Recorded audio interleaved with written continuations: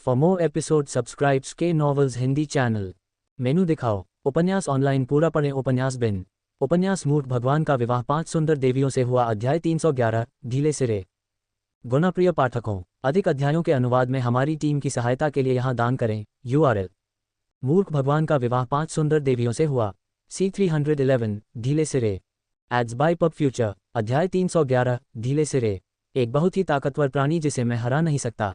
बस बात यह है कि उसका घरेलू मैदान मेरा भी घरेलू मैदान बन गया। एलेक्स ने रिया के सिर पर हाथ फेरते हुए और उसके बालों को सहलाते हुए मुस्कुराते हुए कहा।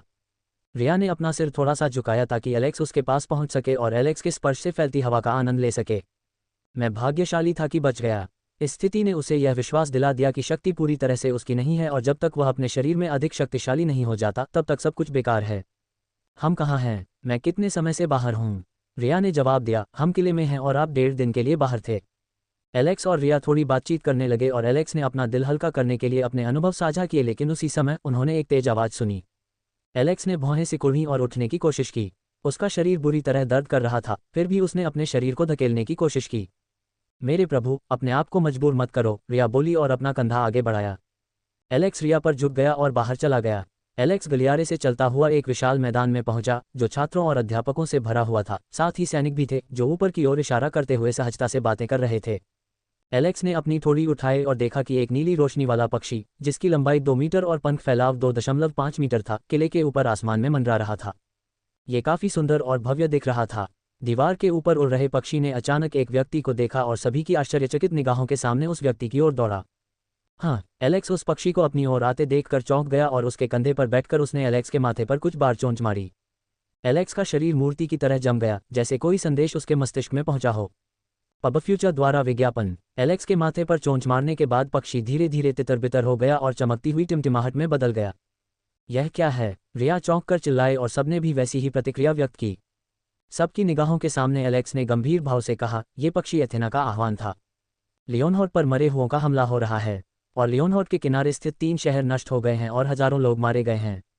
रिया का शरीर तनावग्रस्त हो गया और उसकी आंखों में चिंता झलकने लगी। एलेक्स, हम क्या करने जा रहे हैं?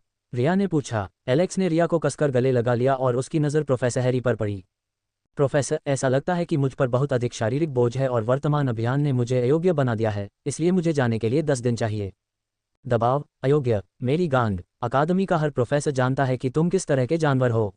अगर हम तुम्हें शांत रहने के लिए नहीं कहते तो तुम्हारी वीरता देखकर हर कोई खून के आंसू रोता। यद्यपि वह ऐसा सोच रहा था, फिर भी वह इतना साहसी नहीं था कि वह इस ओर ध्यान दिला सके, क्योंकि वह एक प्रबल रक्तपिपासा से भरी हुई दृष्टि को महसूस कर सकता था जिसने सभी को चौंका दिया था। हाँ, आप दोनों आराम कर सकते हैं। कृपया अपना ख्याल रखना। ... मरे हुओं के हमलों और अजीब घटनाओं की सूचना पहले से ही केंद्रीय शक्ति को दी गई थी। जैसे ही गावाफिन में मरे हुओं का सफाया हुआ, दूतों ने दांत पीसते हुए ज़ेनिथ के बीच की दूरी को जितनी जल्दी हो सके तय करने की ठानी। लेकिन उसे यह नहीं पता था कि रिपोर्ट लेकर आने वाला वह अकेला व्यक्ति नहीं था। उसके अलावा 19 राज्यों से दूत भी थे जिन्होंने मरे हुओं के बारे में रिपोर्ट करने तथा कुछ वित्तीय सहायता के साथ साथ सैनिकों की मांग करने के लिए दूत भेजे थे। एक अत्यंत गोपनीय बैठक कक्ष में कई महत्वपूर्ण अधिकारी उपस्थित थे। मेज पर किले के संपूर्ण साम्राज्य का एक विशाल नक्शा रखा था। एक छोर पर सम्राट केविन अपने 2 सबसे विश्वसनीय साथियों के साथ खड़े थे। दूसरी ओर द्वितीय राजकुमार और प्रथम राजकुमार खड़े थे और उनके साथ किले के विभिन्न जनरल खड़े थे। इस स्तर की बैठक को राष्ट्रीय आपातकाल के स्तर का कहा जा सकता है। सम्राट केविन ने नक्शे पर काले बिंदुओं को गंभीर भाव से देखा। पूरा माहौल काफी ठंडा था और हर कोई उनके बोलने का इंतजार कर रहा था। 19 राज्य। अचानक 19 राज्य आपदा में फंस गए और अब वे मरे हुओं द्वारा कब्जा किए जाने के कगार पर हैं। क्या कोई मुझे बता सकता है कि ऐसी त्रासदी कैसे घटित हो गई और अधिकारियों को इसकी भनक तक नहीं लगी? बताए, खुफिया विभाग क्या कर रहा है? क्या वे अपना वेतन लेकर अपना कर्तव्य निभाने के बजाय अपने घर में सो रहे हैं? सम्राट केविन से एक घातक ठंड निकल रही थी जो उन सभी को घूर रहा था जिन्होंने अपना सिर झुका लिया था और अपनी नज़रें फेर ली थीं। केविन की नज़र सब पर घूमती रही और अंततः दोनों राजकुमारों पर पड़ी। राजकुमार सीन और राजकुमार हैश, मुझे याद है कि आप दोनों के पास अपनी एक सक्षम टीम है, फिर भी आप दोनों को इसकी समझ नहीं है। तुम दोनों के पास मेरी नाक के नीचे चाले चलने के लिए पर्याप्त समय है, लेकिन जब साम्राज्य की सुरक्षा की बात आती है तो तुम दोनों के पास खुफिया जानकारी की जांच करने का समय नहीं है। महाराज, विलियम और सीन दोनों ने बोलने की कोशिश की लेकिन उनकी बात बीच में ही रुक गई। चुप रहो, क्या ये यहाँ मजाक चल रहा है? केविन ने चिल्लाते हुए अपने दबाव का संकेत दिया। सम्राट का क्रोध देखकर सभी लोग पसीने से भीग गए। पब फ्यूचर द्वारा विज्ञापन। किसको सबसे ज्यादा नुकसान हुआ? एक जनरल ने सिर हिलाया और हाइन के क्षेत्र की ओर इशारा करते हुए आगे आया। लगभग 10 लाख मरे हुओं ने हाइन साम्राज्य पर हमला किया। दूसरों की स्थिति क्या है? केविन ने पूछा। चर्चा काफी देर तक चलती रही और केविन की भौहें सिकुड़ गईं जब उसकी नज़र अमीडोन पर पड़ी। एमिडोन में स्थिति कैसी है?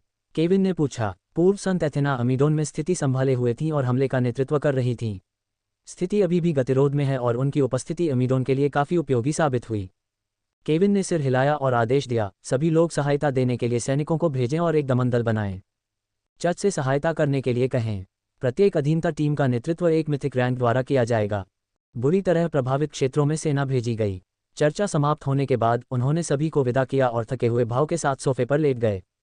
दोनों करीबी सहायक उसके पास खड़े होकर प्रसन्नतापूर्वक बातें करने लगे। महाराज, ऐसा लगता है कि हमने सबसे बुरी स्थिति को टाल दिया है। महाराज, आप इतने बुद्धिमान थे कि आपने भविष्यवक्ता के शब्दों की व्याख्या की और महामहिम एलेक्स को अकादमी में दाखिला दिलाया। जब उसके 2 गुप्त सहायक उसकी चापलूसी करने लगे तो केविन ने निराशा में अपना सिर हिलाया। हमें नहीं पता कि यह खत्म हो गया है या स्थगित कर दिया गया है। 7 महीने पहले एक दैवज्ञ को देवी से यह शब्द प्राप्त हुए कि यदि एक निश्चित घटना को नहीं रोका गया तो एक दिन अंधकार पृथ्वी पर फैल जाएगा और दुनिया के प्राणियों को सड़ा देगा तथा उन्हें ऐसे प्राणियों में बदल देगा जो किसी के लिए भी वांछित नहीं है। मैं बचपन से ही इसके साथ खेलता आ रहा हूं, लेकिन मुझे नहीं लगता कि मैं इसे समझ पाया हूं। वह खड़ा हुआ और अपने हाथ पीठ के पीछे मोड़ लिए। उसने एक तस्वीर निकाली और उसे कुछ देर तक देखता रहा। आप जानते हैं कि कभी कभी जब कोई व्यक्ति भविष्य को जानता है और उसे रोकने का प्रयास करता है तो हम वही काम कर बैठते हैं जो हमें उस भविष्य की ओर ले जाता है जिसे हम नहीं चाहते। अतः हम इससे छुटकारा पा सकेंगे या नहीं, ये तो समय ही बताएगा। फिर भी उसे अकादमी में भेजना एक बहुत बड़ा जुआ था और यह उसके लिए समय की बर्बादी है। अगर वह सफल नहीं होता और हम और गड़बड़ियां करते, ऐसी कोई अकादमी नहीं है जो उसे प्रशिक्षित कर सके, बल्कि यह उसकी प्रगति में बाधा डाल सकती है। कौन जानता है कि निकटवर्ती आपदा को टालने का मेरा निर्णय किसी अन्य आपदा को जन्म दे सकता है जो इसे भी कहीं अधिक बड़ी होगी। तो फिर शायद ये वास्तव में हमारा अंत हो सकता है, केविन ने कटु मुस्कान के साथ कहा। पब फ्यूचर द्वारा विज्ञापन प्रायोजित सामग्री, एक प्लांट विधि जो दुश्मन की लड़ाई में आपका साथ दे सकती है। मधुमेह को हराएं, स्वस्थ जीवन के लिए समग्र समाधान। संपर्क टॉस साइट मैप दान करें, मेनू दिखाओ। उपन्यास ऑनलाइन पूरा पढ़ें। उपन्यास बिन उपन्यास मूर्ख भगवान का विवाह 5 सुंदर देवियों से हुआ। अध्याय 312 ढीले सिरे 2।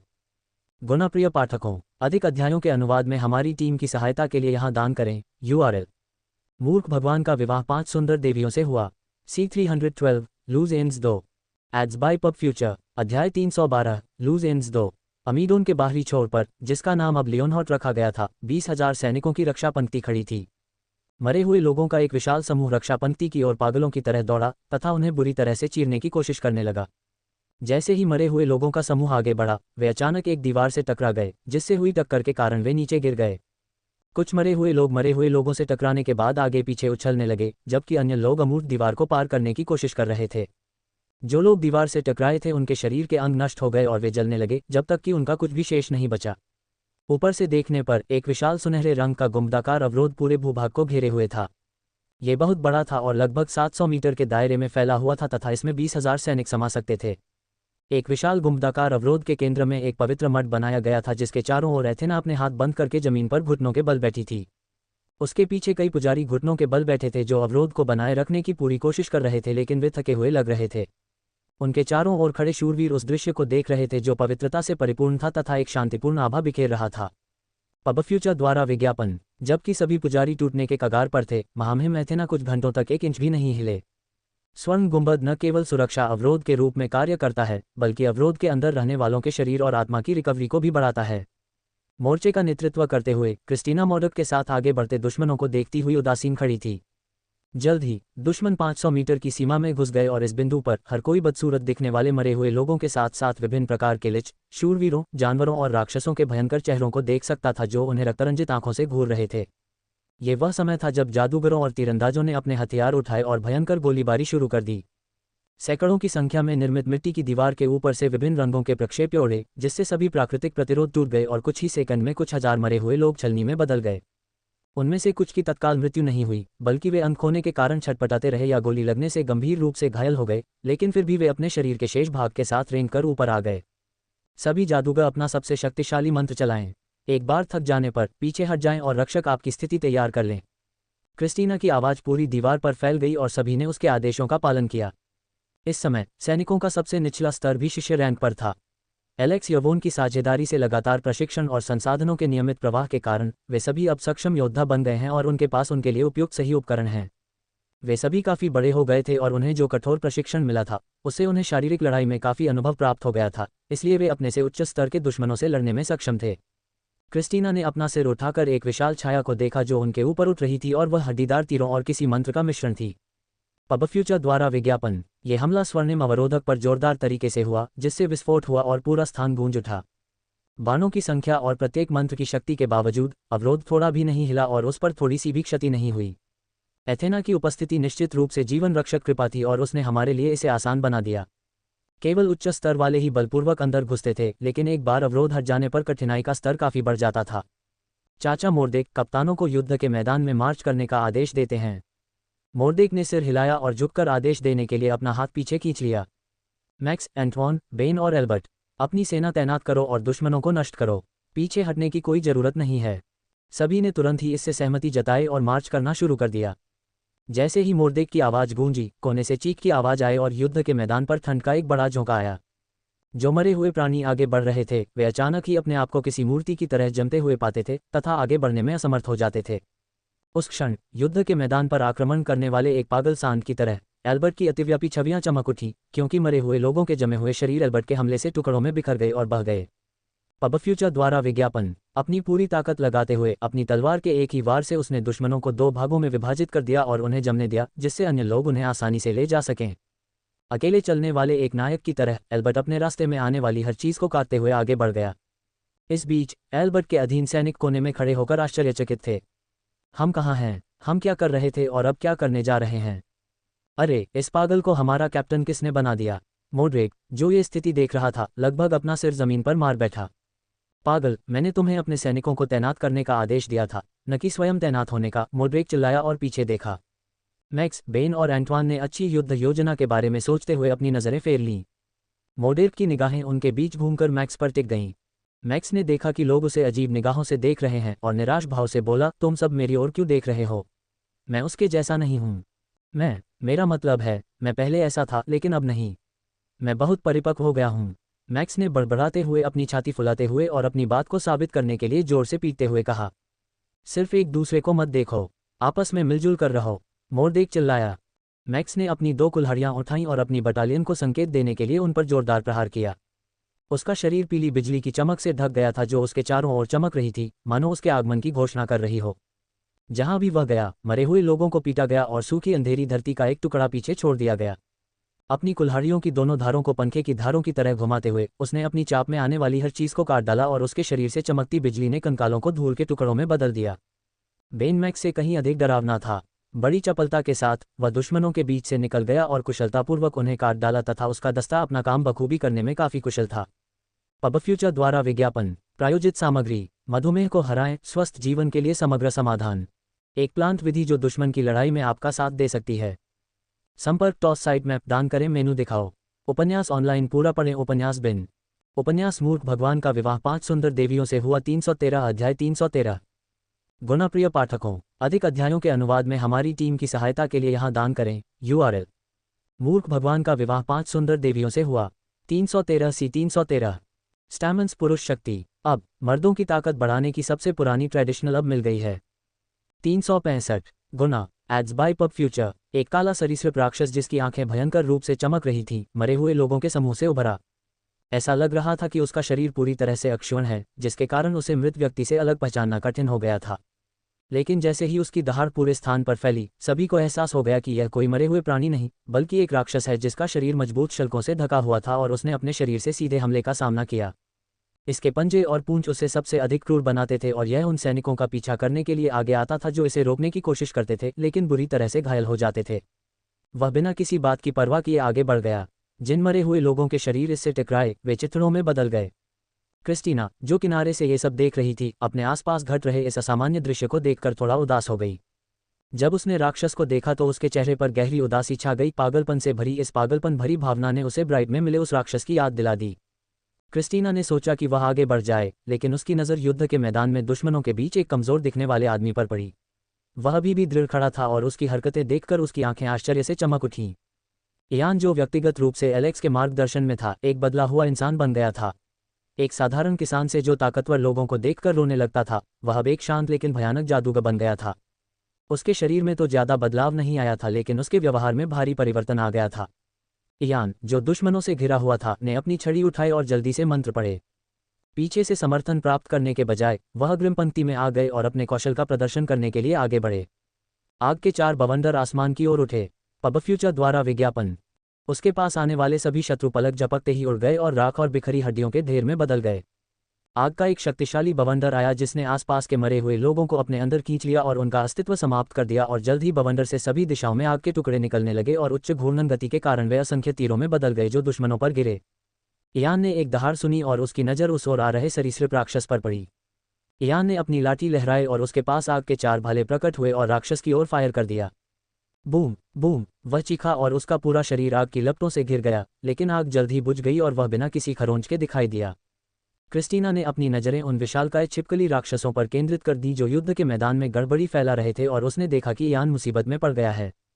मॉरिक, मैं उस राक्षस से निपटने जा रही हूँ, इसलिए यहाँ की कमान संभालो, क्रिस्टीना बोली और अपनी तलवार निकाली। एक हल्की छलांग के साथ वह एक ही सांस में 50 मीटर पार कर गई। स्वर्णिम आभा से आच्छादित अपनी तलवार को उठाते हुए उसने आगे बढ़ते हुए अपने आसपास के अन्य सैनिकों को पीछे हटने के लिए कहा। दुश्मन को भांपकर सरीसृप प्राणी जमीन पर पैर पटकते हुए क्रिस्टीना की ओर झपटा और उस पर अपना पंजा मार दिया। झंकार, टक्कर के कारण हवा में हल्की लहरें उत्पन्न हुई तथा प्रतिक्षेप के कारण दोनों शरीर पीछे की ओर उछले। जैसे ही वह जमीन पर उतरा, उसने अपनी हड्डीदार पूंछ को हिलाया, जिससे उसके धूल के टुकड़ों के पास स्थित चट्टानें टूटकर बिखर गईं।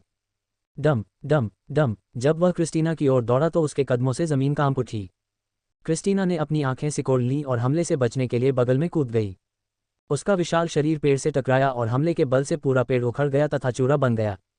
मजबूती के साथ साथ इसमें प्रबल जीवन शक्ति भी थी, क्रिस्टीना ने मन ही मन कहा। उसने सोचा कि उसे इसे ज्यादा देर तक नहीं घसीटना चाहिए, अन्यथा किसी को इसकी वजह से गंभीर चोट लग सकती है और उसके जैसे और भी लोग इस जगह की ओर आ सकते हैं। राक्षस पीछे मुड़ा और अपना मुंह खोलकर खोखली दहाड़ लगाए और क्रिस्टीना की ओर झपटा। क्रिस्टीना ने डूबते सूरज की ओर अपनी तलवार खड़ी की और तलवार की मूठ कस ली। उसके शरीर से तेज रोशनी निकलने लगी। उसकी सुनहरी आभा हैंडल से लेकर नोक तक फैली हुई थी और तलवार की धार बढ़कर 8 मीटर चौड़ी तीखी धार बन गई थी जो सुनहरी चमक से चमक रही थी। जैसे ही राक्षस क्रिस्टीना के पास पहुंचने वाला था और उस पर अपने तीखे पंजे बढ़ाने वाला था, उसके हाथ में मौजूद तलवार नीचे की ओर खिसक गई। प्रकाश की एक तेज किरण उस राक्षस के आर पार हो गई जो उस पर अपने पंजे बढ़ा रहा था। जो राक्षस उसकी ओर दौड़ रहा था, अचानक उसकी गति रुक गई और तेज रोशनी के बिना किसी प्रतिरोध के उसके पास से निकल जाने पर वह वहीं रुक गया। एक क्षण के लिए समय रुक गया और एक क्षण बाद एक तेज फटने की आवाज के साथ एक हल्की गड़गड़ाहट की आवाज सुनाई दी। राक्षस के नीचे की जमीन फटने लगी और एक दरार बन गई और राक्षस का शरीर अचानक 2 हिस्सों में विभाजित हो गया। 2 लगभग कटे हुए हिस्से दरार में गिर जाते हैं। क्रिस्टीना ने अपनी तलवार से उस जानवर के सड़े हुए शव को नष्ट कर दिया। पबफ्यूचर द्वारा विज्ञापन। पास में लड़ रहे सैनिकों ने उसके कार्यों को देखा और खुशी से झूम उठे। क्रिस्टीना कुछ भी नहीं बोली और केवल उस विशाल काले शल्कदार सरीसृप राक्षस को एक रहस्यमय निगाह से देखती रही। उसने सोचा कि चूंकि वह यहाँ आ चुकी है, इसलिए उसे उनकी संख्या काफी कम कर देनी चाहिए। इस बीच जिस बैरक में चर्च का एक छोटा सा ढांचा बनाया गया था, वहां अवरोध को बनाए रखने की कोशिश कर रहे पुजारी पहले ही गिर चुके थे। अंततः थकावट ने उन्हें जकड़ लिया था। यदि वे अपने दांत पीसते तो वे कुछ और घंटों तक जीवित रह सकते थे, लेकिन ऐसा करने से वे इतने कमजोर हो जाते कि वे उपचार मंत्र नहीं दे पाते और उपचार नहीं दे पाते, जिससे अधिक नुकसान हो सकता था। सभी पुजारी पहले ही बेहोश हो चुके थे और एथेना पीछे रह गई थी जो बहुत पसीना बहा रही थी। उस स्थान की रक्षा करने वाले शूरवीर उसे राज्य के लिए अपना सर्वस्व समर्पित करते देख भावुक हो गए। एथेना लोगों के साथ इतनी मैत्रीपूर्ण थी कि महारानी कहलाने से लेकर अब उसे पुजारिन और फिर संत एथेना कहा जाने लगा। चाहे जो भी हो, वह सभी से बहुत प्यार करती थी। खुले में घुटने टेककर प्रार्थना करने से उसके पैरों के तलवों पर छाले पड़ गए थे। वह घंटों तक बिना हिले डुले घुटनों के बल बैठी रही थी। संत एथेना, कृपया अपने आप पर बहुत कठोर मत बनो। आप स्वर्णिम बाधा को छोड़ सकती हैं। एक महिला नाइट उसकी ओर चली और अपने घुटनों पर झुक गई। उसके पीछे पीछे कई लोग भी झुके और उससे विनती करने लगे। हाँ संत जी, कृपया थोड़ा आराम करें, आपकी उपस्थिति सैनिकों की मदद के लिए पर्याप्त है। एथेना मुस्कुराई और धीरे से बोली, जबकि क्रिस्टीना और लियोनहार्ड के सभी सैनिक बिना एक पल भी आराम किए लोगों की रक्षा के लिए अपनी जान जोखिम में डाल रहे हैं, मैं कैसे थोड़ा आराम कर सकती हूँ। अगर एलेक्स यहाँ होता तो वह आराम करने में 1 सेकंड भी बर्बाद नहीं करता। अगर उसे पता चलता कि मैं छुट्टी ले रहा हूँ तो वह मुझसे निराश हो जाता। महामहिम अवश्य समझेंगे, सभी ने नम आंखों से एक स्वर में कहा। एथेना की अभिव्यक्ति अचानक एक पल के लिए रुक गई, फिर उसके चेहरे पर एक खिले हुए फूल की तरह एक सुंदर मुस्कान दिखाई दी। ऐसा लगता है कि भगवान ने आपकी पुकार सुन ली है। पब फ्यूचर द्वारा विज्ञापन। प्रायोजित सामग्री। मधुमेह को हराएं, स्वस्थ जीवन के लिए समग्र समाधान। एक प्लांट विधि जो दुश्मन की लड़ाई में आपका साथ दे सकती है। संपर्क टॉस साइट मैप दान करें, मेनू दिखाओ। उपन्यास ऑनलाइन पूरा पढ़ें। उपन्यास बिन। उपन्यास मूर्ख भगवान का विवाह 5 सुंदर देवियों से हुआ 314 अध्याय 314। गुणप्रिय पाठकों, अधिक अध्यायों के अनुवाद में हमारी टीम की सहायता के लिए यहाँ दान करें। URL। मूर्ख भगवान का विवाह 5 सुंदर देवियों से हुआ 314 C 314। Ads by pub Future. अंततः विशाल स्वर्ण अवरोध टूटने लगा और शीघ्र ही बिखर गया, जिससे सभी के चेहरे पर आश्चर्य और हैरानी की भावना रह गई। बैरियर को गिरता देख सैनिक एक क्षण के लिए चौंक गए और उनके मन चिंता से भर गए। उन्होंने सोचा कि क्या ये सेंटेस द्वारा स्वेच्छा से इसे तोड़ने के कारण था या वह अधिक काम के कारण गिर गई थी, और इस बारे में सोचते हुए उन्होंने ईमानदारी से प्रार्थना की कि ये दूसरी बात न हो। एथेना का शरीर थोड़ा कमजोर हो गया और उसकी मुद्रा ऐसी झुक गई मानो वह थकान के कारण जमीन पर गिर जाएगी, लेकिन एलेक्स उसे सहारा देने के लिए उसके पास आ गया। एथेना, तुमने खुद पर बहुत ज्यादा दबाव डाला है। एलेक्स की आवाज़ उसके कानों में धीरे से गूंजी। महाराज। एलेक्स की उपस्थिति देखकर सभी लोग खुशी से चिल्ला उठे। एलेस ने उनकी जय जयकार सुनकर केवल सिर हिलाया और दूर देश की ओर देखने लगा। क्या आपको पहले युद्ध के मैदान की जांच नहीं करनी चाहिए? और चिंता मत करो, मैं गिर नहीं रहा हूं, बस मेरे पैर थोड़े सुन्न हो गए हैं। एथेना ने एलेक्स की चिंतित निगाहों को देखने के बाद पूछा। मैं वहां जा रहा था, लेकिन तुम्हें देखकर मैंने सोचा कि मुझे अपनी बड़ी बहन एथेना का अनुभव लेना चाहिए। एथेना की आंखें चौड़ी हो गईं और उसकी आंखों में एक समझदारी भरी नज़र चमक उठी। उसने अपनी आंखें हिला दीं। निश्चित रूप से, मैं इस बारे में सही था। क्या? एलेक्स ने भौहें सिकोड़कर पूछा। पब फ्यूचर द्वारा विज्ञापन। तुम एक विकृत व्यक्ति हो, एथेना फुसफुसाए। एलेक्स। अल्पविराम। युद्ध लगभग 2 दिनों से चल रहा था और दोनों पक्ष पीछे हटने को तैयार नहीं थे। पहले तो ये संख्या सैकड़ों में ही थी, लेकिन जल्द ही ये तेजी से बढ़ने लगी। ऐसा प्रतीत होता था कि मरे हुए लोगों के समुद्र का कोई अंत नहीं था और वे नियमित अंतराल पर उत्पन्न होते रहते थे। यद्यपि वहां खून नहीं था, लेकिन वे स्थान सड़े हुए शव के टुकड़ों से भरे हुए थे। हड्डियों के ढेर आपस में जुड़कर पहाड़ बन गए थे और जहां भी देखो कम से कम एक शव का टुकड़ा तो मिल ही जाता था। जब सभी लोग दुश्मनों को पीछे धकेलने में व्यस्त थे, तभी युद्ध के बीच एक ऊंची परिचित आवाज गूंजी। यो, बहुत समय हो गया मिलते हुए। आवाज सुनते ही सबके चेहरे पर कुछ परिवर्तन आ गया। कुछ लोग खुश थे, कुछ पुरानी यादों में खो गए और कुछ की तो आवाज सुनते ही आंखों में आंसू आ गए। क्रिस्टीना ने एक दुश्मन को लात मारी और तैरती हुई आकृति को घूरने लगी जो सूर्य की किरणों में चमक रही थी। क्रिस्टीना उसका फिगर देखकर थोड़ी भावुक हो गई।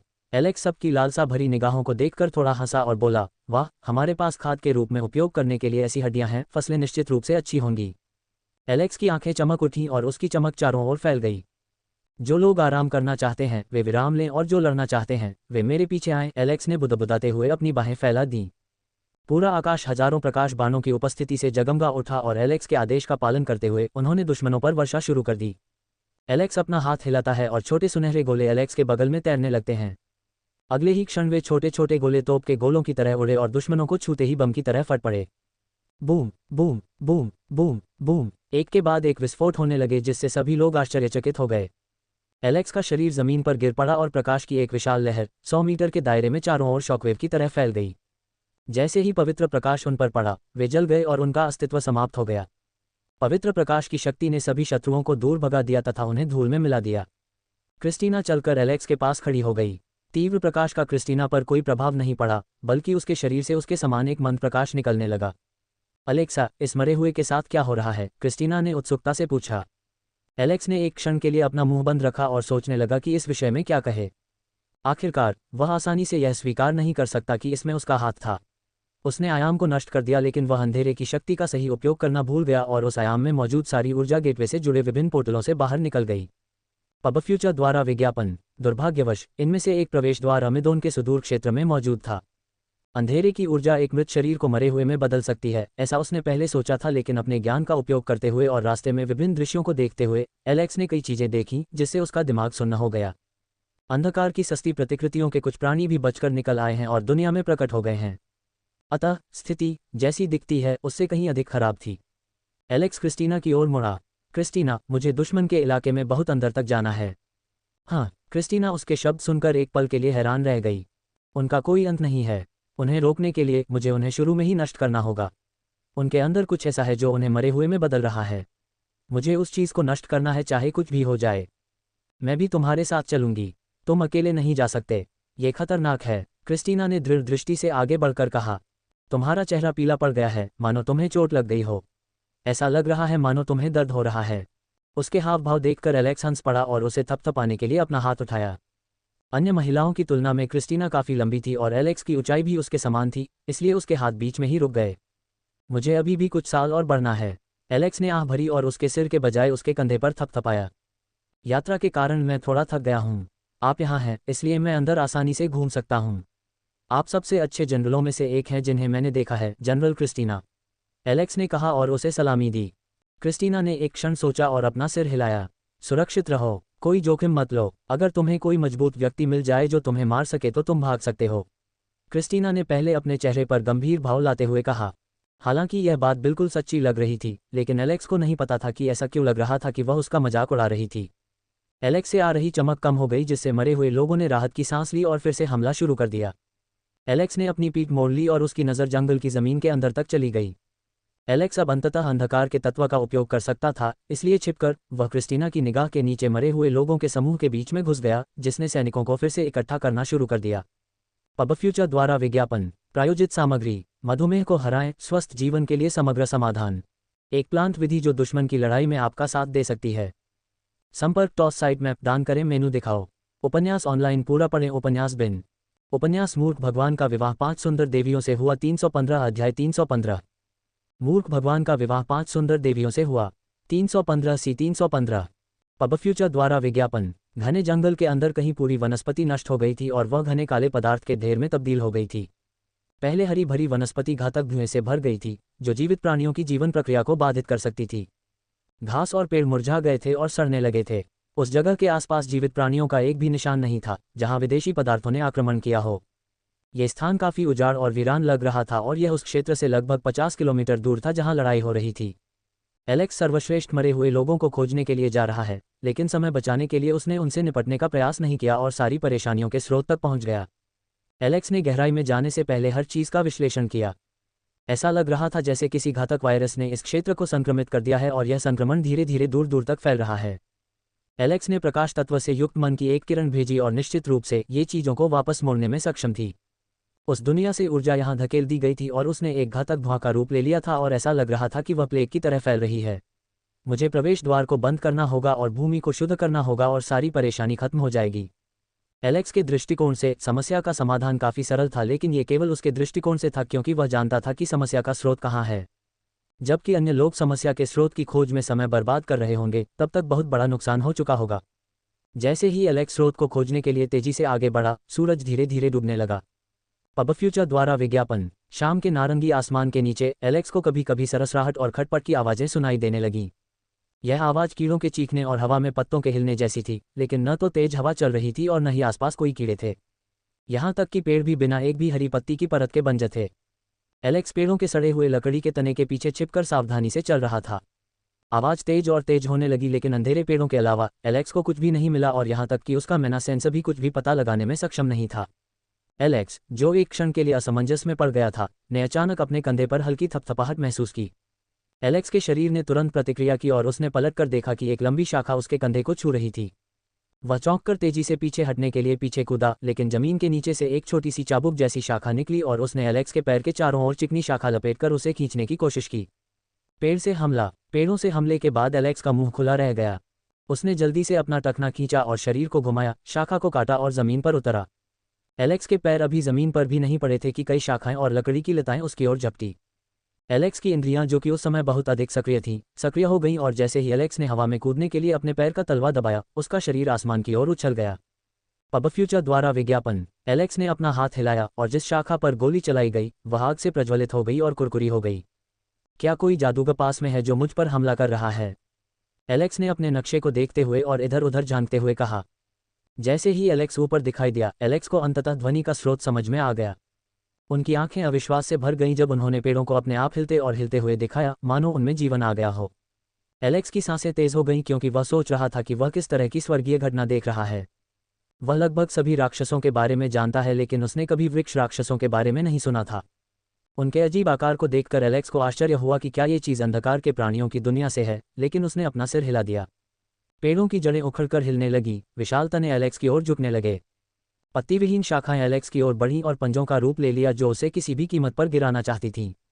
एलेक्स ने इधर उधर घूमते हुए और थोड़ा निरीक्षण करते हुए हमलों से बच निकला। ऐसा लगता है कि इस धुंध ने उन्हें भ्रष्ट कर दिया था और उनमें एक प्रकार का अहंकार भर दिया था जो उनकी प्रजाति को छोड़कर हर प्राणी पर हमला करने लगता था। ये भी एक कारण हो सकता है कि यहाँ कोई जानवर या राक्षस नहीं थे, या तो उन्हें इनसे भगाया गया था या फिर मार दिया गया था। एलेक्स ने उनसे निपटने के लिए एक मंत्र तैयार करते हुए उस राक्षस को काट डाला जो उसकी जान लेना चाहता था। उन्हें शुद्ध करने के लिए किसी परेशानी से गुजरने की आवश्यकता नहीं थी क्योंकि वह उन्हें आसानी से जला सकता था। एलेक्स के सिर के ऊपर एक विशाल अग्नि में गोले का पिंड प्रकट हुआ। एलेक्स ने नीचे पेड़ के राक्षसों की ओर देखा जो उनके ऊपर से आ रही लपटों की गर्मी को महसूस कर दूर भागते हुए प्रतीत हो रहे थे। एलेक्स ने अपनी उंगली नीचे की ओर की और आग का विशाल गोला जमीन की ओर गिरा। आग का गोला जमीन पर गिरा और विस्फोट होने या धमाके की बजाय वह पानी के गुब्बारे की तरह फट गया और उसके अंदर की लपटें बाहर की ओर फैल गईं। समुद्र की लहरों की तरह आग की लपटें दूर दूर तक फैल गईं और सारे पेड़ जलकर राख हो गए। हर जगह से टहनियों के जलने की तेज चटचटाहट की आवाज़ गूंज रही थी। थोड़ी देर बाद एलेक्स ने अपने हाथ झाड़कर उस घटना के बाद की स्थिति से निपटा। मुझे उम्मीद है कि किसी ने यह नहीं देखा होगा। अगर किसी ने ऐसा दृश्य देखा होता तो शायद मुझे जंगल में आग लगाने के जुर्म में जेल में डाल दिया जाता। चुप। अपने माथे से पसीना पोंछते हुए एलेक्स ने धुंध के बहाव का पता लगाया जो एक छोटी नदी की ओर जा रहा था। ओह! एलेक्स ने अपनी भौहें उठाईं क्योंकि उसने नदी के नीचे एक दरार जैसी आकृति देखी जो प्रदूषित पानी की तरह काली दिख रही थी। ऐसा लग रहा था कि वहाँ कोई गुप्त ठिकाना है जहाँ कुछ जघन्य कार्य हो रहा है। वहाँ एक चिकना रास्ता था जो उस गुफा की ओर जाता था जहाँ से जहर बाहर फेंका गया था। एलेक्स के होंठ ऊपर की ओर मुड़ गए क्योंकि कुछ लोग जिन्हें वह ढूंढ रहा था मानचित्र पर दिखाई दिए। मुझे अपने दोस्तों से मिलने जाना चाहिए। मुझे आशा है कि उन्हें मेरा अभिवादन पसंद आएगा। पब फ्यूचर द्वारा विज्ञापन। संपर्क टॉस साइट मैप दान करें। मेनू दिखाओ। उपन्यास ऑनलाइन पूरा पढ़ें। उपन्यास बिन। उपन्यास मूर्ख भगवान का विवाह 5 सुंदर देवियों से हुआ। 316 अध्याय 316। मूर्ख भगवान का विवाह 5 सुंदर देवियों से हुआ। 316 सी 316। पब फ्यूचर द्वारा विज्ञापन। नदी की तलहटी के नीचे एक गुप्त ठिकाने पर 5 अस्पष्ट आकृतियां एक दूसरे के सामने क्षीण दृष्टि से खड़ी थीं। उनमें से एक का चेहरा पीला पड़ गया था और ऐसा लग रहा था कि वह मरने के कगार पर है। बाहर की स्थिति कैसी है? पहले व्यक्ति ने पूछा जो प्रभारी प्रतीत हो रहा था। बुरा, बहुत बुरा। मरे हुओं को पीछे धकेल दिया गया है और जल्द ही लियोनहॉर्ड की सेना इस स्थान पर पहुंच सकती है और हमारे छिपे हुए स्थान को ढूंढ सकती है। धिक्कार है। पहले व्यक्ति ने अपनी मुट्ठी भींच ली। चिंता मत करो, स्थिति इतनी भी खराब नहीं है। राजधानी से अभी तक कोई अतिरिक्त बल नहीं आया है और वे शायद दिन भर लड़ते रहने के कारण थक गए होंगे और रात में मरे हुए लोगों को स्थिति को बदलने का मौका मिल सकता है। उनमें से एक बोला। मूर्ख, पहले व्यक्ति ने उग्र भाव से कहा। मुझे इस बात से कोई मतलब नहीं कि मरे हुए लोग जीतते हैं या नहीं। मुझे बस इतना डर है कि वे यहाँ आ सकते हैं और जांच शुरू कर सकते हैं। अगर किले का शाही परिवार इधर उधर झांकने लगा और योजनाओं का पता लगा लिया या हमारे लक्ष्य का संकेत पा लिया तो सब कुछ नष्ट हो जाएगा। हमारे पूर्वजों की सारी मेहनत बर्बाद हो गई। वह समूह का नेता था और स्टील की देखभाल का प्रभारी था जो इस क्षेत्र के चारों ओर प्रवेश द्वार के रूप में कार्य करता था। कुछ दिन पहले फसल एकत्र करने के बाद जब उसने अंदर कदम रखने की कोशिश की तो वह ये देखकर भयभीत हो गया कि वह पोर्टल के अंदर कदम नहीं रख पा रहा है और कुछ घंटों बाद तेज हवाओं के झोंके के साथ अंधकार में ऊर्जा का एक बड़ा हिस्सा पोर्टल से बाहर निकलने लगा। पब फ्यूचर द्वारा विज्ञापन। उनका शरीर इतनी शक्ति सहन करने में सक्षम नहीं था और वे शीघ्रता से पीछे हट गए, लेकिन शीघ्र ही उन पर विपत्ति आ पड़ी। अब ये नुकसान की बात नहीं थी बल्कि समाज के सामने उजागर होने का खतरा था। वह समझ सकता था कि उनकी जेब के आयाम में कुछ हुआ था जिसके कारण ऐसा दृश्य उत्पन्न हुआ था। वह अकेले ऐसे व्यक्ति नहीं थे जो घबरा रहे थे क्योंकि उनके समूह के कई सदस्य भी परेशानी में थे क्योंकि यह उन सभी प्रवेश द्वारों पर हो रहा था जो विभिन्न दूरस्थ स्थानों पर स्थित पॉकेट वर्ल्ड की ओर ले जाते थे। उनमें से अधिकांश निम्न स्तरीय राज्यों में एकांत क्षेत्र खोजने का प्रयास करते हैं ताकि वे अपने मिशन को आसानी से पूरा कर सकें और यदि कुछ कठिनाइयां सामने भी आएँ तो वे उनका आसानी से समाधान कर सकें, लेकिन इस बार कोई रास्ता नहीं दिख रहा है। अब हमें क्या करना चाहिए प्रमुख? एक अन्य व्यक्ति ने पूछा। भगोड़ा, हमारे पास अभी भागने के अलावा कोई विकल्प नहीं है। हम अभी खुद को उजागर करने का जोखिम नहीं उठा सकते, उन्होंने जवाब दिया। उसकी बातें सुनकर दूसरे के चेहरे पर उदासी छा गई क्योंकि इन सब चीज़ों को छोड़कर भागना उनके लिए बहुत कठिन था क्योंकि वर्षों की मेहनत बेकार जाने वाली थी। पहले व्यक्ति ने, जिसने खुद को मुखिया होने का दावा किया था, दुख में अपना सिर हिलाया और बुदबुदाया। अगर हम सबूतों को साफ कर देते हैं तो उन्हें केवल इतना ही पता चलेगा कि यह एक नेक्रोमेंसर के कारण मरे हुए लोगों का प्रकोप था या ये किसी तरह का प्लेग था। लेकिन अगर हम पकड़े गए तो उसे सब कुछ सुनाने की जरूरत नहीं है क्योंकि हर कोई अपने भाग्य की कल्पना कर सकता है। पब फ्यूचर द्वारा विज्ञापन। मुझे नहीं पता कि किसने ये गड़बड़ की है, लेकिन मैं कसम खाता हूं कि एक बार वह मेरे हाथ लग गया तो मैं उसे मौत से भी बदतर सजा दूंगा। नमस्ते, मैंने सुना है कि आप मुझे ढूंढ रहे हैं। जो व्यक्ति बोल रहा था उसने अचानक अपने पीछे से एक धीमी फुसफुसाहट सुनी और चौंक कर पीछे हट गया। अचानक आवाज सुनकर अन्य चार भी सतर्क हो गए। एलेक्स अपने चेहरे पर बड़ी मुस्कान के साथ उनके सामने आया और अपनी नज़रें इधर उधर घुमाने लगा। ओह, क्या आश्चर्य है! एलेक्स की आंखें चमक उठीं और उसने ताली बजाई। मंत्री लैम, मुझे नहीं पता था कि आप जैसा कमीना व्यक्ति अभी भी जीवित है और सड़ रहा है। आपकी अनुपस्थिति के कारण मैं अमेडॉन को आसानी से छीनने में सक्षम हो गया। मैं यहाँ ईमानदारी से अपना आभार व्यक्त करने आया हूँ। आपको ये स्थान कैसे मिला? लैम, जो प्रमुख प्रतीत होता है, ने सतर्कता से पूछा। लैम को इस हालत में देखकर एलेक्स थोड़ा हैरान हुआ। वह एक अंधकार में प्राणी था जो मानव जैसा दिखावा करने के लिए मानव खाल और त्वचा पहने हुए लग रहा था। एलेक्स ने उसके प्रश्न का उत्तर नहीं दिया और कोने में खड़े दो व्यक्तियों को घूरता रहा। एलेक्स की नज़र पड़ते ही दोनों डर से कांपने लगे। ये तीनों काफ़ी प्रसिद्ध थे और अमेडॉन के पतन के बाद उनके तलाशी वारंट के पोस्टर लगे होने के बावजूद भी उनका कोई पता नहीं चला। ड्यूक लेस और काउंट लियोन, आप दोनों भी यहाँ मौजूद हैं और आपने अंधकार को स्वीकार कर लिया है, एलेक्स ने गंभीर भाव से कहा। अचानक उसके मन में एक विचार आया और उसकी आंखों में हत्या की इच्छा चमक उठी। यातना से उच्च पदों पर बैठे व्यक्ति ने यह पता लगाया कि लैम को कुछ कुलीन लोगों के साथ प्रयोग परियोजना का जिम्मा सौंपा गया था। एलेक्स ने केवल ये निष्कर्ष निकाला था कि यह प्रयोग परियोजना कुछ ऐसी चीज़ है जो किसी प्रकार की दवा या अमृत विकसित करके मनुष्यों को बलपूर्वक मजबूत बना सकती है, जिसके कई प्रतिकूल प्रभाव होंगे, जैसे किसी व्यक्ति की तर्कशक्ति खत्म हो जाना, लेकिन ऐसा लगता है कि इसके पीछे कुछ अन्य उद्देश्य थे। एलेक्स ने देखा कि लैम की ताकत प्रारंभिक महाकाव्य रैंक पर है और वह वहाँ सबसे मजबूत प्रतीत होता है। एलेक्स की छवि चमक उठी और वह तुरंत लैम के सामने प्रकट हो गया। एलेक्स को अपने सामने आते देख लैम के शरीर ने प्रतिक्रिया व्यक्त की और उसने उस पर मुक्का मारा। एलेक्स ने लैम की मुट्ठी पकड़ ली और उसकी बाँह मरोड़ दी। चेहरे पर पीड़ा भरे भाव के साथ लैम ने लात मारने के लिए अपना पैर उठाया, लेकिन एलेक्स ने उसकी जांघ पर वार किया और जांघ की हड्डी तोड़ दी, जिससे उसे घुटने के बल बैठना पड़ा। उसके होठों से एक दर्दनाक कराह निकली और वह चिल्लाया, उस पर हमला करो, उस पर हमला करो। एलेक्स ने लैम के सिर पर जोरदार प्रहार किया और उसे बेहोश कर दिया। अन्य 4 लोग झटके से उठे और एलेक्स की ओर कूद पड़े। एलेक्स ने अपनी मुक्त मुट्ठी से तलवार निकाली और उसे घुमाया, जिससे वे उड़ गए। एलेक्स ने लैम के घुटने पर वार किया और उसे जमीन पर गिरा दिया ताकि वह भामेनु दिखाओ। उपन्यास ऑनलाइन पूरा पढ़ें। उपन्यास बिन।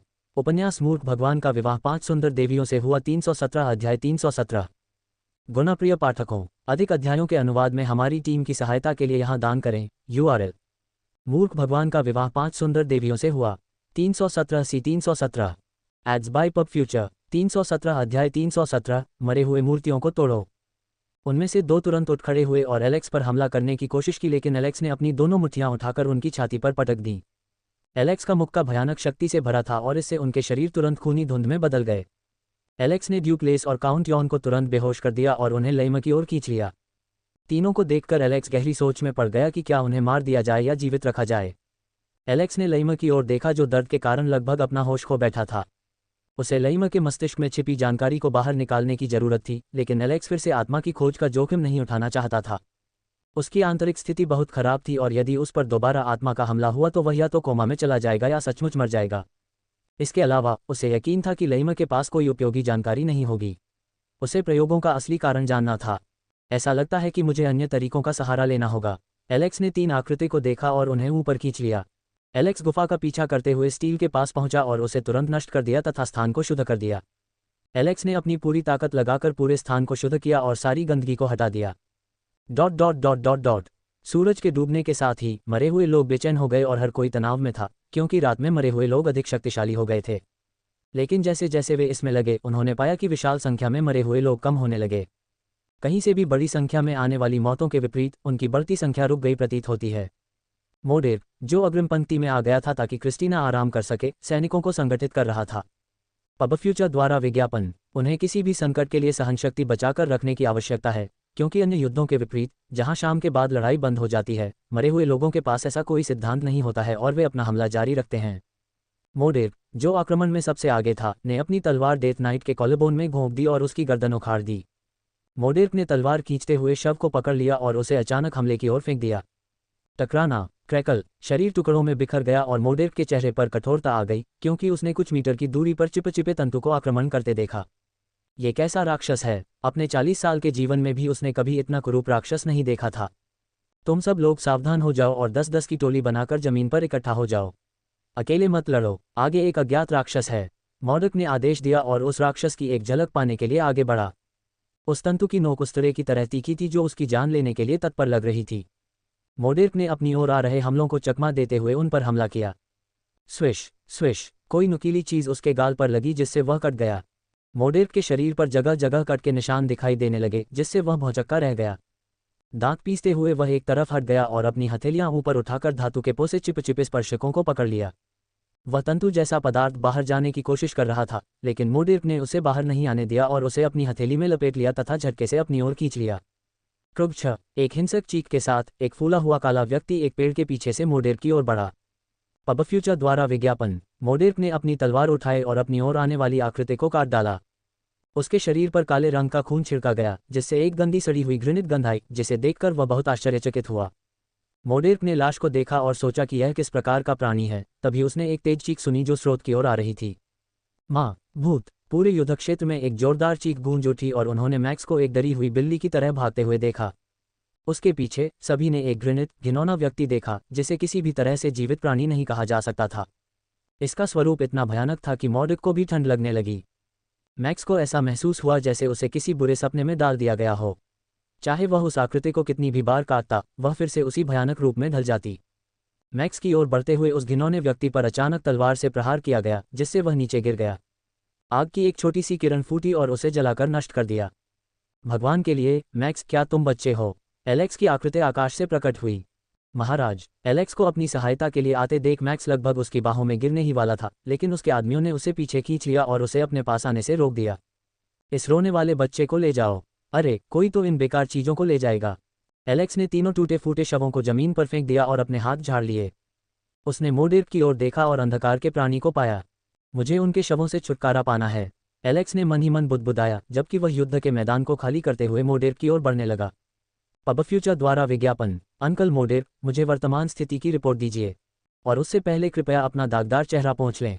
मोडेर्क ने कड़वी मुस्कान दी और उन तीखी गंध वाले तरल पदार्थों को अपने मुंह से निकाल दिया और बोला, महाराज, इस समय हमारे 1200 लोग घायल हैं और अब तक 164 लोग हताहत हुए हैं। एलेक्स ने शून्य भाव से सिर हिलाया। उनकी विशाल संख्या और बेचैन हमलों को देखते हुए हमारी संख्या इतनी बुरी नहीं थी, मोडेर्क ने एलेक्स को शांत करने की कोशिश करते हुए कहा, क्योंकि उसने उसके गंभीर चेहरे को देखा था। संख्या बुरी नहीं थी, लेकिन यदि वह वहां नहीं पहुंचते और स्रोत से छुटकारा नहीं पाते तो स्थिति और खराब हो सकती थी। उन्होंने भूमि के एक बड़े हिस्से को शुद्ध कर दिया था, जिससे उनकी प्रकाश शक्ति लगभग समाप्त हो चुकी थी और उन्हें पूरे क्षेत्र को साफ करने के लिए और सहायता की आवश्यकता थी। मोडेर्क, सभी को इकट्ठा होने के लिए कहो। हम आज रात तक सब कुछ खत्म कर देंगे। एथेना से कहो कि वह पुजारी का कार्यभार संभाले और उन्हें यहाँ ले आए। एलेक्स ने आदेश दिया। मोडेर्क ने असमंजस में पलकें झपकाईं और पूछा, महाराज, पुजारी रोगियों का इलाज कर रहे हैं और उन्हें युद्ध के मैदान में लाना उनके लिए खतरनाक है। यह मरे हुओं का अंतिम समूह है। अब से आप उनके आक्रमण पैटर्न में कमी देखेंगे। अब जाओ। वैसे कैथरीन के पास एक संदेशवाहक भेजो, हो सकता है कि वह इस समय बहुत तनाव में हो। मैं महारानी कैथरीन के पास एक दूत भेजूंगा, मोडेर्क ने उत्तर दिया और आदेश देने के लिए आगे बढ़ते हुए अपना सिर हिलाया। इस बीच एलेक्स ने युद्ध के मैदान की कमान संभाल ली। सुनो सब लोग, अगर तुम्हें इस तरह का कोई भी कूड़ा करकट मिले तो उसे मार डालो और यहाँ ले आओ। मैं उन्हें तुरंत जला दूंगा। मैं इन घिनौने राक्षसों को देखना बर्दाश्त नहीं कर सकता। और हाँ, उस कमीने मैक्स और एल्बर्ट को भी साथ ले आओ। एल्बर्ट, उस कमीने, तुम कहाँ मर रहे हो? अगर तुम 3 सेकंड में मेरे सामने नहीं आए तो मैं कसम खाता हूं कि मैं तुम्हें राजधानी में बिना कपड़ों के नचाऊंगा। जैसे ही एलेक्स की क्रोध से भरी ऊंची आवाज गूंजी, सैनिकों को अपने राजा के आदेश देने के तरीके को याद करके भावुकता महसूस हुई। महाराज, एलेक्स, मैं यहाँ हूँ। एलेक्स ने पीछे से तेज चीख सुनी और अपना सिर उठाकर देखा कि एक पिल्ला उछलकर उसके सामने आ गया है। अच्छा पिल्ला, एल्बर्ट, उन्हें जमा दो। तुम्हारा काम केवल उन्हें जमाना है। इयान, मुझे याद है कि अब तुम बर्फ के मंत्रों का उपयोग कर सकते हो, इसलिए एल्बर्ट की मदद करो उन्हें जमा देने में। मैक्स, एंटवान, बेन, जैसे ही तुम्हें बदसूरत मुर्दा मूर्तियां दिखें उन्हें तोड़ डालो। और हाँ, यदि आप इनमें से कोई भी मूर्ति अपने प्रियजन को उपहार के रूप में देने के लिए सजावटी वस्तु के रूप में चाहते हैं तो आप जितनी चाहें उतनी मूर्तियां ले सकते हैं। उनकी बातें सुनने वाले सभी लोगों ने एक ही बात सोची, महाराज, क्या आप हमारा रिश्ता तोड़ना चाहते हैं और हमारे प्रियजनों से पिटना चाहते हैं? पबफ्यूचर द्वारा विज्ञापन। संपर्क टॉस साइड मैप दान करें। मेनू दिखाओ। उपन्यास ऑनलाइन पूरा पढ़ें। उपन्यास बिन। उपन्यास मूर्ख भगवान का विवाह 5 सुंदर देवियों से हुआ 318 अध्याय 318। गुणप्रिय पाठकों, अधिक अध्यायों के अनुवाद में हमारी टीम की सहायता के लिए यहाँ दान करें। URL। मूर्ख भगवान का विवाह 5 सुंदर देवियों से हुआ 318 C 318। Ads by PubFuture. पफट, एलेक्स, जो आदेश दे रहा था, ने अपनी पीठ से जोरदार हंसी की आवाज़ सुनी, जिससे उसका दिल लगभग धड़कने लगा। क्या आप इस तरह की स्थिति में इस तरह का आदेश जारी कर रहे हैं? एलेक्स ने एथेना के सुंदर शरीर को देखा और सबके सामने गर्व से अपनी ठुड्डी ऊपर उठाई। आदेश देना युद्ध की एक कला है। हमें उन्हें प्रेरित करने के लिए कुछ सूक्ष्म शब्दों और अर्थों की आवश्यकता है ताकि वे अपना सर्वश्रेष्ठ प्रदर्शन करें। क्या ऐसा नहीं है मेरे प्यारे साथियों? एलेक्स ने एक सौम्य मुस्कान के साथ सैनिकों की ओर रुख किया। लेकिन जो कोई भी उसकी नज़र से मिलता था वह अच्छी तरह जानता था कि उसकी आंखें और मुस्कान क्या संदेश देती हैं। यदि आप नहीं कहने का साहस करेंगे तो आपको अपने शरीर पर इसके परिणाम भुगतने होंगे। क्या आप सभी बहुत प्रेरित नहीं हैं? एलेक्स ने अपनी आंखें ऊपर उठाते हुए पूछा। सैनिकों ने जोर से सिर हिलाया और चिल्लाए, हम प्रेरित हैं, अत्यधिक प्रेरित हैं। ऐसा लगता है कि मेरे अंदर का योद्धा जाग गया है। अब मेरा खून प्रेरणा से भर गया है। पब फ्यूचर द्वारा विज्ञापन। अच्छा, अब काम पर लग जाओ, इससे पहले कि मैं अगला प्रेरक भाषण शुरू करूं। सैनिकों ने अपने हथियार उठा लिए और भागने लगे। नहीं, प्रेरणा का नया स्रोत पाकर वे लड़ने लगे। क्रिस्टीना एलेक्स के आदेशों के बीच में प्रकट हुई और एलेक्स के शब्दों को सुनने के बाद उसे बुरी तरह से घूरने लगी और बोली, बेशर्म। लेडी क्रिस्टीना, यह एक कला है। एक बार जब आप इसे शुरू कर देते हैं तो आप बेशर्मी करना बंद नहीं कर सकते। क्रिस्टीना ने नाक सिकुड़ी और एलेक्स की ओर चली गई, उसके पैर पटकने लगी और उसके बगल में खड़ी हो गई। आउच! एलेक्स दर्द से चिल्लाया। क्रिस्टीना और एलेक्स का बच्चों जैसा खेल देखकर एथेंस ने अपना मुंह ढक लिया और हंसी। वह एलेक्स की ओर बढ़ी और जब उसने देखा कि सभी लोग एक तरफ बिखर गए हैं और लड़ाई में लगे हुए हैं तो उसकी चंचल अभिव्यक्ति बदल गई और उसके चेहरे से एक ठंडी सी ठंडक निकली जिसने एलेक्स और क्रिस्टीना को चौंका दिया। एलेक्स! उसकी बर्फीली ठंडी निगाहों को देखकर एलेक्स ने डर के मारे अपनी लार निगल ली। वह उसकी आवाज़ में ज़बरदस्त गुस्सा महसूस कर सकती थी। कुछ दिन पहले तुम क्या कर रहे थे? मेरा मतलब है कि तुम किससे लड़ रहे थे कि तुम्हारी आत्मा इस हद तक क्षतिग्रस्त हो गई थी? ये बस थोड़ी सी परेशानी वाली बात थी, इससे ज़्यादा कुछ नहीं, एलेक्स ने अपनी नज़रें फेरते हुए कहा। लेकिन एथेना तेजी से आगे बढ़ी और अपना हाथ एलेक्स की छाती पर रख दिया। हे, अरे एथेना, मुझे पता है कि तुम मुझे याद करती हो, लेकिन चलो इसे बाद के लिए बचा कर रखते हैं। एलेक्स ने शर्मिंदा होने का नाटक करते हुए एथेना का हाथ पकड़ने की कोशिश की। इसे रोक! एथेना के तीखे शब्दों को सुनकर एलेक्स का पूरा शरीर स्तब्ध हो गया। वह वहीं जड़वत खड़ा रहा क्योंकि उसे लगा कि एथेना के शब्द काम रहे थे। जब उसने एथेना को देखा तो उसने देखा कि वह पीली अभिव्यक्ति के साथ अपने होठों को काट रही थी। तुम्हारी आत्मा घायल हो गई है क्या? एलेक्स ने एक और चीख सुनी। क्रिस्टीना, जो किनारे से देख रही थी, चौंक गई और एलेक्स की ओर दौड़ी और उसकी बाहों को पकड़ लिया और चिंतित होकर पूछा, एलेक्स, क्या तुम ठीक हो? क्या तुम ठीक से खड़े भी हो सकते हो? आत्मा की चोट कितनी दर्दनाक होती है, यह उससे बेहतर कोई नहीं जानता था। शुरुआत में आप हमेशा अपने पूरे शरीर में दर्द और पीड़ा से असहज महसूस करते थे। हर बार जब कोई लड़ने के लिए शक्ति का प्रयोग करता है तो शरीर में एक तीव्र चुभन सी महसूस होती है, जैसे कि कई सुइयां चुभ गई हों। कोई बात नहीं, आप देख रहे हैं कि मैं ठीक ठाक खड़ा हूं। एलेक्स ने उन्हें आश्वस्त करने की कोशिश की। एलेक्स, तुम किसी और को भी बेवकूफ़ बना सकते हो, लेकिन मुझे नहीं।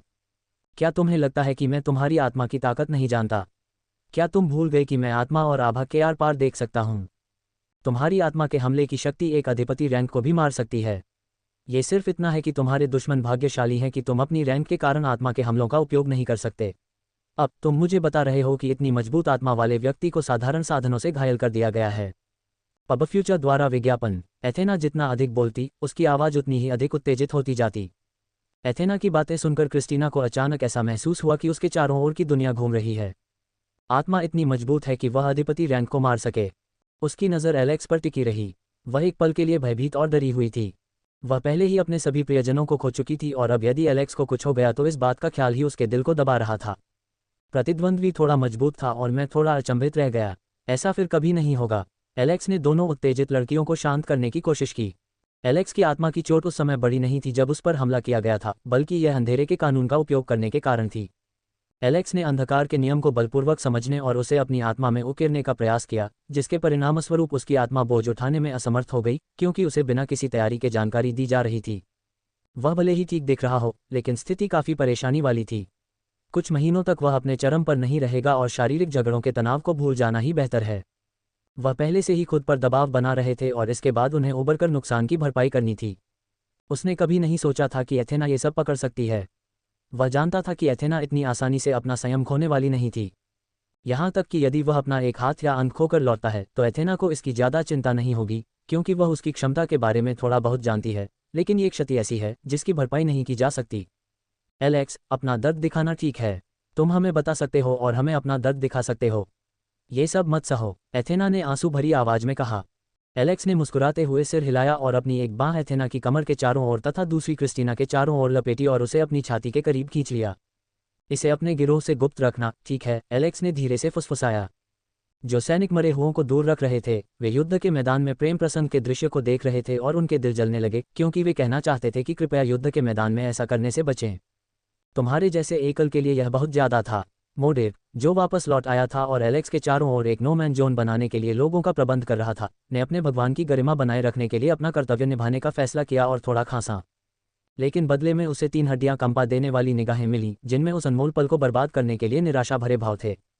ऐसा लगता है मुझे अपनी सेवानिवृत्ति के लिए पहले से तैयारी करनी होगी, मॉडेव ने उनकी नज़रें चुराते हुए कहा। पब फ्यूचर द्वारा विज्ञापन प्रायोजित सामग्री। 2 घंटे तक बातचीत, सोने से पहले बस ये करो। मधुमेह को हराएं, स्वस्थ जीवन के लिए समग्र समाधान। संपर्क टॉस साइट मैप दान करें।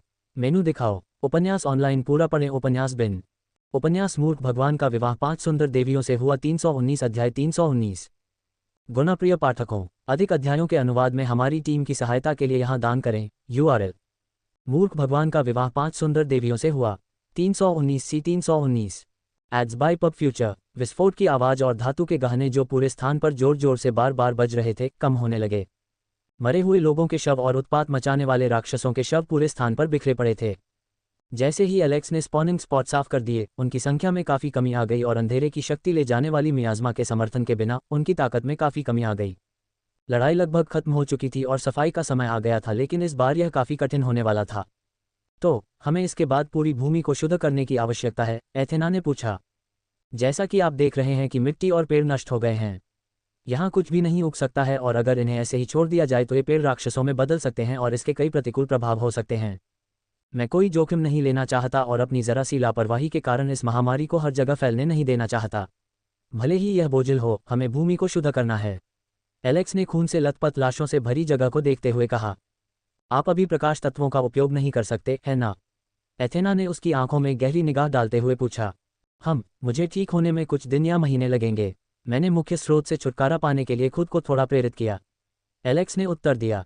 मुख्य स्रोत? क्या ये वही जगह है जहां आप गए थे और उन 3 शवों को लाए थे? क्रिस्टीना ने भौहें सिकोड़ते हुए पूछा। एलेक्स ने सिर हिलाया और विस्तृत जानकारी देते हुए उन घटनाओं और दुश्मनों के बारे में बताया जिनका उसने पहले सामना किया था जब उसके सैनिक कुत्तों की तरह काम कर रहे थे। जब तक एलेक्स ने उन्हें संक्षिप्त जानकारी दी, अंधेरे के बदसूरत राक्षसों की लाशें एक तरफ रख दी गईं। मैं सबसे पहले इन घिनौनी चीज़ों को जला दूंगा, एलेक्स ने आगे बढ़ते हुए कहा। क्या तुम ठीक हो जाओगी? अपने ऊपर ज़्यादा दबाव मत डालो, क्रिस्टीना और कैथरीन दोनों ने भयानक आवाज़ में कहा। एलेक्स थोड़ा मुस्कुराया। चिंता से भरी हुई उत्सुक निगाहों को देखकर कोई कैसे प्रसन्न नहीं हो सकता। एलेक्स ने इयान की ओर अपनी नज़र घुमाई और चिल्लाया, अरे इयान, क्या तुम मुझे अपना हाथ दे सकते हो? पब फ्यूचर द्वारा विज्ञापन। इयान, जो पूरी तरह थककर चूर हो गया था, उसने एलेक्स के शब्द सुने और उसके चेहरे पर कठोरता आ गई। महाराज! उसके होठों से एक अश्रुपूर्ण चीख निकली जिसने सभी को चौंका दिया। महाराज, कृपया मेरी गलती के लिए मुझे माफ़ कर दीजिए। आप मुझे जितना चाहें कोड़े मार सकते हैं, लेकिन कृपया मेरे हाथ मत काटिए। इयान कांपती आवाज़ में विनती करने लगा, जिससे एलेक्स हैरान रह गया। यह आदमी इतना नाटकीय है, फिर वह ऐसा क्यों सोचता है कि मैं उसकी जान के पीछे पड़ी हूँ? एलेक्स ने अपना हाथ उठाया और चिल्लाया, अरे इधर आओ।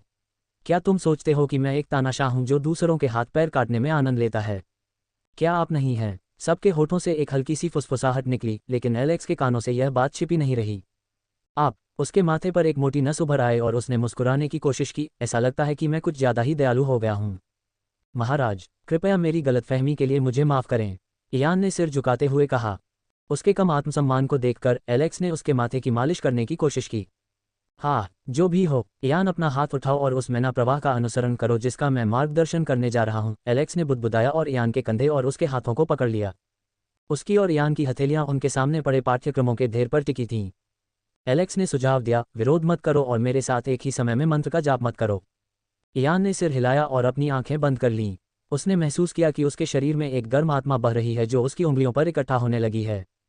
पहले तो उसे धुंधला सा एहसास हुआ, लेकिन फिर उसे तीव्र जलन होने लगी। अब, एलेक्स चिल्लाया, बर्नेडो, स्विश! इयान और एलेक्स के सामने का क्षेत्र अप्रत्याशित रूप से कुछ सीमा तक गर्म होने लगा और जल्द ही आग का एक अद्भुत स्तंभ जमीन से फैलकर आकाश की ओर बढ़ने लगा। स्वूश स्वूश! पहले तो आग की लपटें अनियंत्रित रूप से फैलने की कोशिश कर रही थीं, लेकिन एलेक्स और इयान के नाजुक नियंत्रण में यह एक ही स्थान पर केंद्रित हो गई और कचरे से छुटकारा पाने का अपना काम कर रही थी।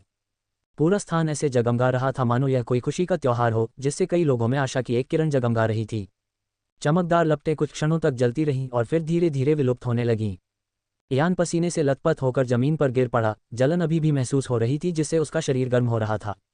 इससे तुम्हें नुकसान हो सकता है, लेकिन इससे तुम्हें लंबे समय में लाभ हो सकता है क्योंकि तुम्हारे मन वाहिकाओं का थोड़ा विस्तार हो गया है। एलेक्स ने एथेना को नौकरी लेने का संकेत देते हुए कहा। महामहिम, मुझे ऐसा उपहार देने के लिए धन्यवाद। एलेक्स ने हंसते हुए इयान को आउट कर दिया। पुजारी एथेना के पीछे गए और प्रार्थना शुरू करने के लिए हाथ मिलाए, लेकिन एथेना ने उन्हें रोक दिया और उनसे अपनी शक्तियां उसमें स्थानांतरित करने को कहा। नहीं, हम ऐसा नहीं कर सकते महाराज, इससे आप पर बोझ पड़ेगा। हम सब आपकी मदद कर सकते हैं। हम थोड़े समय के लिए ठीक हो गए हैं, इसलिए कृपया ऐसा न करें। पबफ्यूचर द्वारा विज्ञापन। उसके साथ आए पुरोहितों ने इसका खंडन किया और उससे विनती की। एथेना ने प्यार भरी मुस्कान बिखेरी और अपना सिर हिलाया। उन्हें एक एक करके खत्म करने में बहुत समय लगेगा।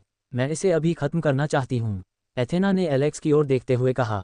एलेक्स का चेहरा हर घंटे पीला होता जा रहा था और वह बीमार दिखने लगा था। वह काम खत्म करके उसकी देखभाल करना चाहती थी। पुजारियों ने अपना विरोध त्याग दिया और उनका हाथ पकड़कर अपनी शक्तियां एथेना को हस्तांतरित करना शुरू कर दिया। एथेना का शरीर आकाश के विशाल अंधकार में टिमटिमाते तारे की तरह चमकने लगा। एथेना ने उसके हाथ पकड़ लिए और अपनी आंखें बंद कर लीं। धीरे धीरे प्रकाश उसकी हथेलियों में संघनित होने लगा और जल्द ही वह प्रकाश की परतों से घिर गई। उसके बाल पूरी शान के साथ हवा में लहरा रहे थे और उसकी त्वचा एक अलौकिक आभा से चमक रही थी। एलेक्स की आंखें चमक उठी जब उसने एथेना को एक देवदूत की तरह चमकते देखा। नहीं, उसकी तुलना में एक देवदूत भी छोटा पड़ सकता है। एथेना ने अपनी बंद हथेलियां खोलीं और उन्हें हवा में ऊपर उठा दिया। एक उज्ज्वल सुनहरे रंग का अद्भुत चमकता हुआ कमल हवा में से प्रकट हुआ। वाह, ये दृश्य मंत्रमुग्ध कर देने वाला था, लेकिन आने वाला दृश्य कुछ ऐसा था जिसे वहां उपस्थित हर कोई अपने जीवन में कभी नहीं भूल सकेगा। एथेना ने सुनहरे कमल को घूर कर देखा और उसे जमीन पर रख दिया। जैसे ही वह जमीन पर गिरा, उसमें से जड़ें निकल आईं और जल्द ही एक चमकदार रोशनी ने पूरे स्थान को दिन की तरह रोशन कर दिया, जिससे सभी लोग अंधे हो गए। प्रकाश की लहरें सर्वत्र फैल गईं, जिन्होंने पूरे देश का अंधकार उड़ा दिया। जमीन को प्रदूषित करने वाला धुआं और हवा में छाई काली धुंध तुरंत उड़ गई। प्रकाश की गर्माहट कई किलोमीटर तक फैल गई और मरने के कगार पर पहुंची चीजों में नया जीवन आ गया।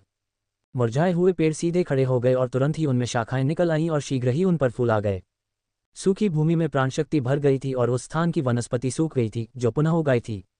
एलेक्स ने चेरी के फूलों की तरह गिरते हुए विभिन्न रंगों के फूलों और पत्तियों की पंखुड़ियों को देखा और मुस्कुराते हुए बोला, यदि शीत ऋतु आ गई है तो क्या वसंत भी बहुत पीछे रह सकता है। पबफ्यूचर द्वारा विज्ञापन। प्रायोजित सामग्री। एक प्लांट विधि जो दुश्मन की लड़ाई में आपका साथ दे सकती है। 2 घंटे तक बातचीत, सोने से पहले बस ये करो। संपर्क टॉस साइट मैप दान करें। मेनू दिखाओ। उपन्यास ऑनलाइन पूरा पढ़ें। उपन्यास बिन। उपन्यास मूर्ख भगवान का विवाह 5 सुंदर देवियों से हुआ 320 अध्याय 320। गुणप्रिय पाठकों, अधिक अध्यायों के अनुवाद में हमारी टीम की सहायता के लिए यहाँ दान करें। URL। मूर्ख भगवान का विवाह 5 सुंदर देवियों से हुआ 320 C 320। Ads by PubFuture. Athena की विशाल दिव्यता ने एक ही बार में पूरे देश को शुद्ध कर दिया और उनके कार्यों को शीघ्रता से पूरा कर दिया। जिस काम में कुछ घंटे लगने चाहिए थे वह कुछ ही सेकंड में पूरा हो गया। कुछ कामों की देखरेख करने के बाद सभी लोग अपनी थकान दूर करने के लिए अच्छी नींद लेने के लिए बैरकों में चले गए।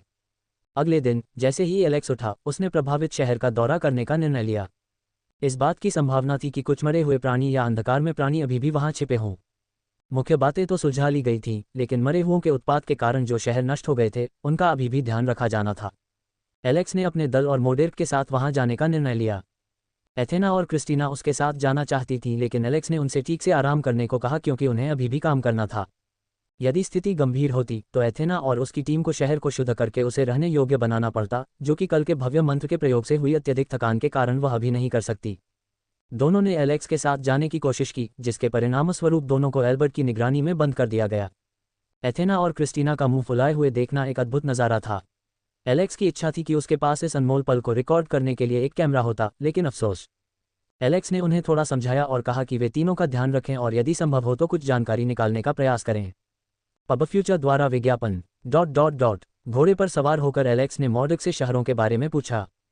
मॉर्डिक, हताहतों की संख्या क्या है? मोडेर्क ने सहानुभूति भरी निगाह से देखा और एलेक्स की ओर देखा। महाराज, इस बार हताहतों की संख्या काफ़ी अधिक थी। इनमें से एक शहर प्रमुख था जिसकी जनसंख्या 80,000 से अधिक थी, जबकि अन्य 2 शहरों की जनसंख्या लगभग 20,000 थी। जो लोग लड़ सकते थे उन्होंने दूसरों को भागने का समय देने के लिए अपने जीवन का बलिदान कर दिया और यह उनकी दृढ़ता के कारण ही था कि कई प्रत्यक्षदर्शी थे और हम समय पर कार्रवाई करने में सक्षम थे। समय पर कार्य करना, क्या तुम्हें लगता है कि इसे समय पर कार्य करना कहते हैं? एलेक्स की आवाज़ कठोर हो गई और वह उसे घूरने लगा। क्या यहाँ कोई सैनिक तैनात नहीं है? मोडेर्क ने अपना सिर हिलाया। हम अमीडोन के किनारे पर हैं जिसे वर्षों से उपेक्षित किया गया था। इस जगह का विकास रुक गया है और बड़े शहर को छोड़कर, जिसके पास भाड़े के सैनिक थे, छोटे शहर में तो बहुत अधिक जागरूक लोग भी नहीं हैं। ये पहले से ही काफ़ी अच्छा था कि कुछ लोग जीवित बाहर आ गए, मॉर्डक ने उत्तर दिया। उसका स्पष्टीकरण सुनकर एलेक्स गहरी सोच में पड़ गया। पूरा वातावरण शांत हो गया। घोड़े की टापों के ज़मीन पर टकराने के अलावा किसी ने हल्की सी भी आवाज़ नहीं की। एलेक्स के बगल में सवार शूरवीरों ने उसे घूर कर देखा, जो गंभीर भाव से सामने देख रहा था। एलेक्स ने मॉर्डक से इस जगह के बारे में पूछा तो उसे पता चला कि इस जगह पर न तो उचित प्रशिक्षण सुविधाएं हैं और न ही उचित संचार की व्यवस्था है। सड़कें जुड़ी नहीं थीं और लोगों को घूमकर यात्रा करनी पड़ती थी। कैथरीन से मिलने के बाद उसने उन कामों को नोट कर लिया जो उसे करने थे। सभी कार्य और निर्माण कार्य ऊंचे शहरों और कस्बों में केंद्रित थे, इसलिए सीमावर्ती क्षेत्र अभी भी अव्यवस्थित हैं। उनके कार्य का दायरा बढ़ाने की तत्काल आवश्यकता थी, ताकि भविष्य में ऐसी घटनाएं न हो या कम से कम तत्काल सहायता और राहत प्रदान करने के लिए पर्याप्त जनशक्ति उपलब्ध हो। एलेक्स और उसकी टीम अंततः मिडलटन शहर के किनारे पर पहुंच गई। नाय हिनहिनाना, जो घोड़े शांतिपूर्वक आगे बढ़ रहे थे, वे अचानक रुक गए और भय से भयंकर चीख निकालने लगे। क्या हुआ? शूरवीरों ने अपने उत्तेजित घोड़े को शांत करने की कोशिश की, लेकिन वे किसी कारण से डरे और घबराए हुए लग रहे थे।